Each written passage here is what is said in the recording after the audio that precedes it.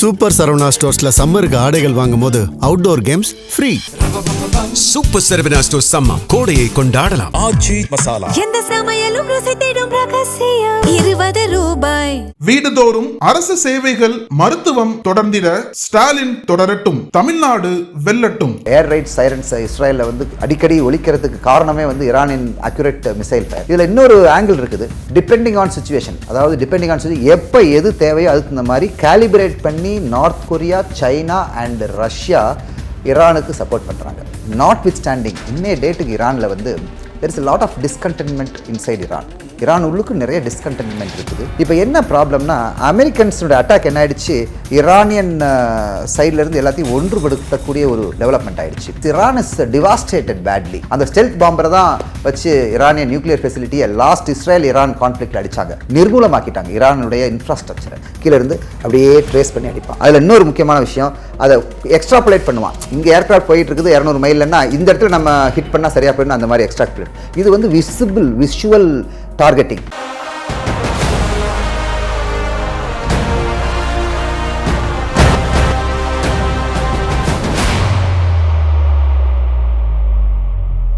நம்ம பட்டாளம்னு எப்போ பேர் வச்சு நிகழ்ச்சி ஆரம்பித்தோமோ தொடர்ந்து போர் தான் சார். ரஷ்யா உக்ரைன் போர், இந்தியா பாகிஸ்தான், இப்போ நடனா ஈரான் இஸ்ரேல் அமெரிக்கா இடையிலான போர்கள்லாம் போயிட்டுருக்கு.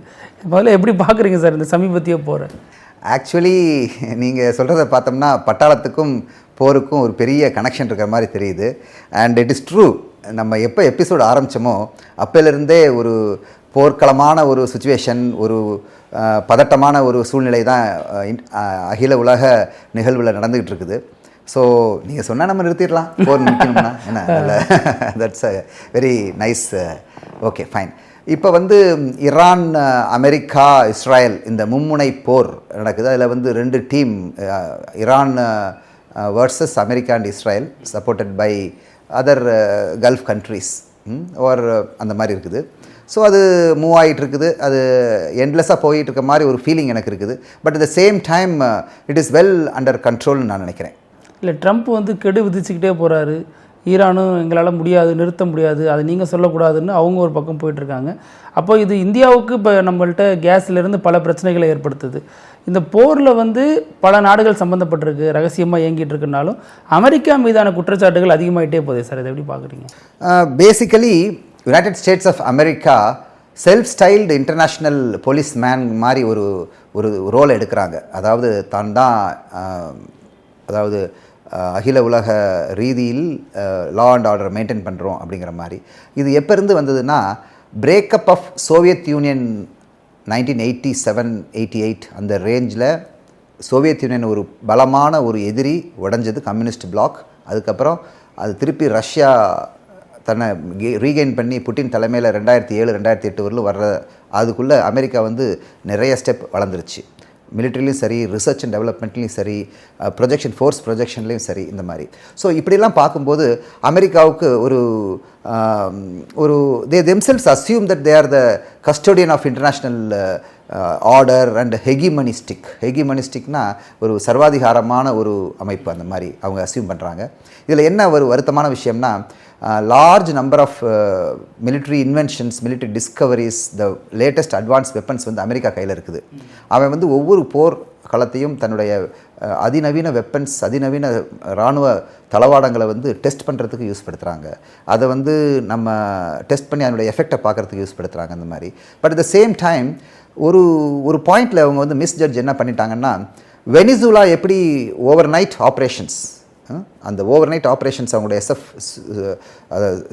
Special forces, American special forces accompanied by that fleet, அதை ஒரு ஓவர் நைட்டில் வந்து அந்த மதுரோங்கிற ஒரு அதிபரை எடுத்துக்கிட்டு போன மாதிரி ஈரானை என்ன செஞ்சிடலாம், லீடர்ஷிப்பை நிர்மூலமாக்கணும்னா, எக்ஸ்டர்மினேஷன் ஆஃப் த லீடர்ஷிப், அதை வந்து ஈரான் மண்டி போட்டுன்னு நினச்சாங்க. But Iran is a large country, அதனுடைய ஜாகிரஃபி ரொம்ப விரிவான ஜாகிரஃபி, அதனுடைய history is very old, culture ரொம்ப டீப் கல்ச்சர், மக்கள் வேறு மாதிரி type. But notwithstanding இன்னே டேட்டுக்கு ஈரானில் வந்து there is a lot of discontentment inside Iran உள்ளுக்கு நிறைய டிஸ்கண்டென்ட்மெண்ட் இருக்குது.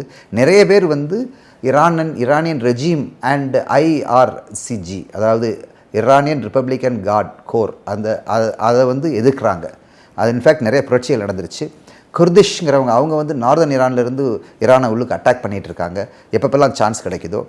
அண்ட் ஈரான் பீயிங் அ ஷியா முஸ்லீம், அதாவது ஷியா பிரிவு நாடாக இருக்கிறதுனால மறைமுகமாக அனைத்து சன்னி பிரிவு நாடுகளும் சன்னி பிரிவிலிருந்து வந்த மதவாத இயக்கங்களுக்கும் தீவிரவாத இயக்கங்களுக்கும் சப்போர்ட் பண்ணி ஈரானை இது பண்ண. இப்போ என்ன ப்ராப்ளம்னா, அமெரிக்கன்ஸோட அட்டாக் என்ன ஆயிடுச்சு, ஈரானியன் சைட்லேருந்து எல்லாத்தையும் ஒன்றுபடுத்தக்கூடிய ஒரு ஒரு ஒரு ஒரு டெவலப்மெண்ட் ஆகிடுச்சு.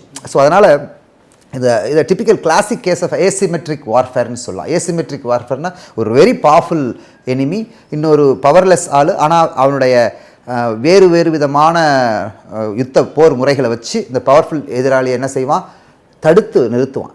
ஜெயிக்க முடியாது, பட் தடுத்து நிறுத்துவான். அதுவே ஒரு அதாவது வெற்றியாக கொண்டாடும். இப்போ எடுத்துக்காட்டால் social media and even mainstream மீடியாவில் கூட ஈரானுக்குள்ள சப்போர்ட் நிறையா இருக்குது. என்ன காரணம்னா, இவ்வளோ பெரிய நாடை எதிர்த்து அட்லீஸ்ட் நிற்கிறாங்களேங்கிற அந்த ஒரு ஒரு ஒரு கண்ணோட்டம் தான் ஒழிய, but otherwise Iran is devastated badly.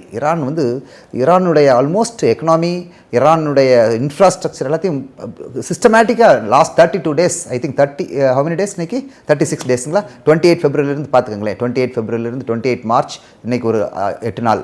So 38 daysல வந்து என்ன ஆயிடுச்சு, நிர்மூலமாக்கிட்டாங்க ஈரானுடைய இன்ஃப்ராஸ்ட்ரக்சரை.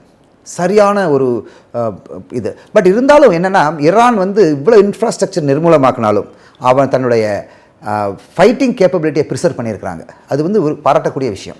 இன்னமும் அவங்களால என்ன செய்ய முடியுது, மிசைல் லான்ச் பண்ண முடியுது, இஸ்ரேலினுடைய வாசலில் வந்து மிசைலை வெடிக்க வைக்க முடியுது, இஸ்ரேலை வந்து ஏர் ரைட் சைரன்ஸ் இஸ்ரேலில் வந்து அடிக்கடி ஒலிக்கிறதுக்கு காரணமே வந்து ஈரானின் அக்யூரேட் மிசைல் ஃபயர். இதில் இன்னொரு ஆங்கிள் இருக்குது. என்ன ஆங்கிள்னா, collusive support of North Korea, China, Russia, depending on situation, அதாவது டிபெண்டிங் ஆன் சுச்சுவேஷன் எப்போ எது தேவையோ அதுக்கு இந்த மாதிரி கேலிபிரேட் பண்ணி North Korea, China and Russia ஈரானுக்கு சப்போர்ட் பண்ணுறாங்க.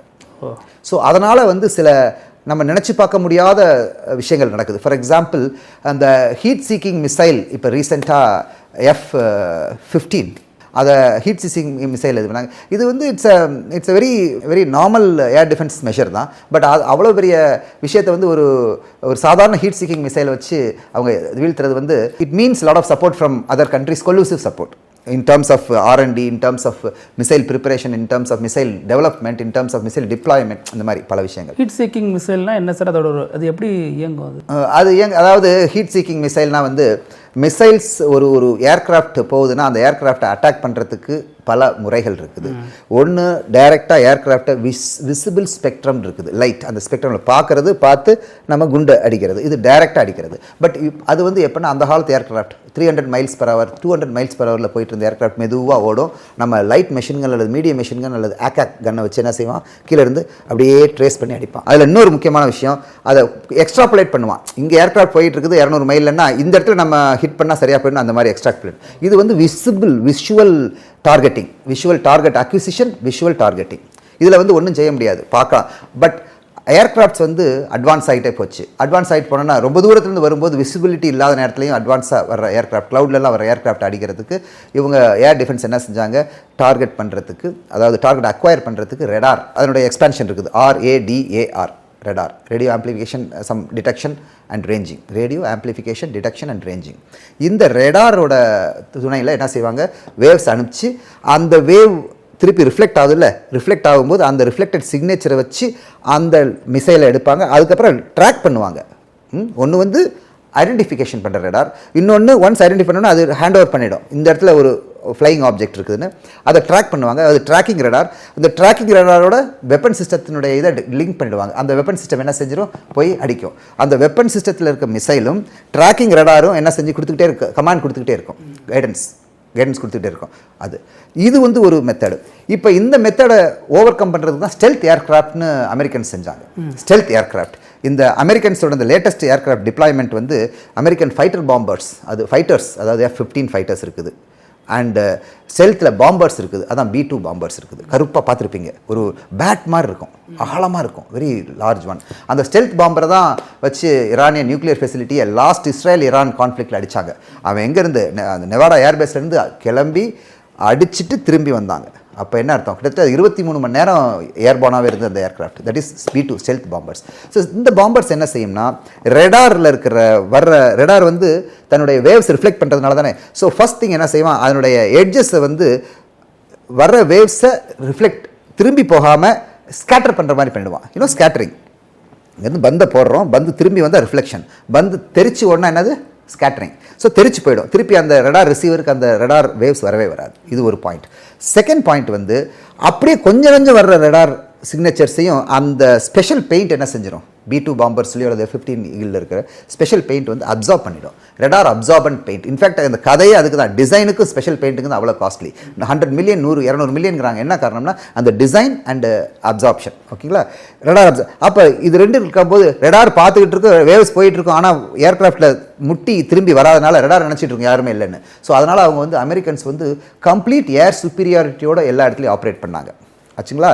இதுக்கு நடுப்புற என்ன செஞ்சாங்க, ரஷ்யன்ஸ் என்ன செஞ்சான், இக்லாங்கிறது ஒரு small missile, man portable missile, man பேட்ஸ்ன்னு சொல்கிறது, மேன் போர்ட்டபிள் ஏடி சிஸ்டம்ஸ். அது அந்த இக்லாங்கிற மிசைலில் அவன் ரஷ்யன்ஸ் என்ன செஞ்சான், எப்போவுமே ஏர்க்ராஃப்ட் வந்து பல ஏர்க்ராஃப்ட் என்ன செய்யும், ப்ரொப்பல்லரில் ஓடும், அதில் வந்து எக்ஸ்ட்ரீம் ஹீட் டிஃப்ரென்ஷியேஷன் இருக்காது.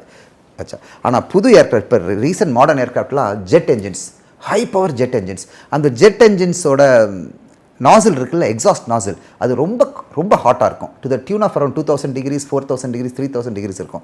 இந்த மிசைலில் இருக்கிற ஹீட் சீக்கிங் அந்த கைடன்ஸ் யூனிட் என்ன செய்யும், அந்த டிஃப்ரென்ஷியல் இருக்கு இல்லையா, என்னது டிஃப்ரென்ஷியல் ஹீட், இந்த பக்கம் சாதாரண இடத்துல 60-40 டிகிரியாக இருக்குது, நடுப்புற ஒரு பாயிண்டில் மட்டும் 4000 டிகிரியாக இருக்குன்னு என்ன செய்யும், அந்த 4000 டிகிரிக்கு போகும். அது எவ்வளோ தான் மாறி மாறி போனாலும் என்ன செய்யாது, அது வந்து அதை விடாது. அது நம்ம மந்திரம் மாதிரி, எவ்வளவு ஏர்க்ராஃப்ட் ஏர்க்ராஃப்ட் பைலட் வந்து மேனுவர் பண்ணாலும் அது பின்னாடியே வந்துக்கிட்டு இருக்கும், வந்து அதை வந்து ஹிட் பண்ணும் இது. ஆனால் அந்த ஹீட் சீக்கிங் மிசைலுக்கு எங்கள் ஏர் டிஃபென்ஸில் என்ன சொல்லுவாங்கன்னா, ஒரு சிம்பிள் மெத்தட் இருக்குது, கீப் த சன் அப்படிம்பாங்க. அப்போ என்ன ஆகிடும், நம்ம சன்னை பின்னாடி வச்சிட்டோம்னா எவ்வளோ ஹீட் சீக்கிங் மிசைலாக இருந்தாலும் அந்த டிஃபரன்ஷியல் தானே. சன்னோட டெம்பரேச்சர் எவ்வளவு, சன்னோட சர்ஃபேஸ் டெம்பரேச்சர் 6000 டிகிரிஸ், இவனோட டெம்பரேச்சர் எவ்வளவு, ரொம்ப கம்மி தான். ஸோ அதனால் வந்து அது சன்னில் போயிடும், அது அப்படியே சன்னை பார்த்துக்கிட்டே போய் என்ன செஞ்சிடும், செல்ஃப் டிஸ்ட்ராய் ஆகிடும். ஸோ இதெல்லாம் ஸ்மால் இதெல்லாம் இப்போ இது இந்த ஏர்க்ராஃப்ட் இந்த போரினுடைய பராக்கிரமம் கிடையாது, இதெல்லாம் வந்து வழியாக வர்றது. பட் பராக்கிரமம் என்னன்னா, எல்லாரும் நினச்சிட்டு இருந்தாங்க ரெடார் ஃபெயில் ஆகிற ஒரு மிசைல், ரெடார் ஃபெயில் ஆகிற ஒரு ஏர்க்ராஃப்டை வச்சு அந்த ஏர்க்ராஃப்டில் ஈரானியன் ஃபோர்ஸஸ் வந்து ஹீட் சீக்கிங் மிசைலை அடிச்சாங்க. So therefore they had 1 or 2 casualties ஆகிருக்குது. இட்ஸ் பாராட்டத்தக்கக்கூடிய விஷயம். என்னென்னா, வல்லவனுக்கு புல்லும் ஆயுதம். நான் அடிக்கடி சொல்லுவேன், வல்லவனுக்கு புல்லும் ஆயுதம். ரொம்ப லோ காஸ்ட் ஹீட் சீக்கிங் மிசைலை வச்சு ஒரு highly advanced 5th generation fighter aircraft of the யூஎஸை வந்து அடிச்சிருக்காங்கன்னா பெரிய விஷயம் தான் இது. நக்கீரன் டிவிக்கு சப்ஸ்கிரைப் செய்யுங்கள். உங்கள் ஆதரவே எங்கள் பலம். ஆசிரியர்களுக்கு நண்பனாகவும் மாணவர்களுக்கு ஆசானாகவும் திகழும் தேர்வு வழிகாட்டி. ஒவ்வொரு பாடத்திற்கும் அனுபவமிக்க ஆசிரியர்களின் துல்லியமான தெளிவான விடைகள். CNC இருக்கு, தேர்வு பயம் எதற்கு? இது தீரன் பப்ளிஷிங் ஹவுஸ் விற்பனை வெளியீடு.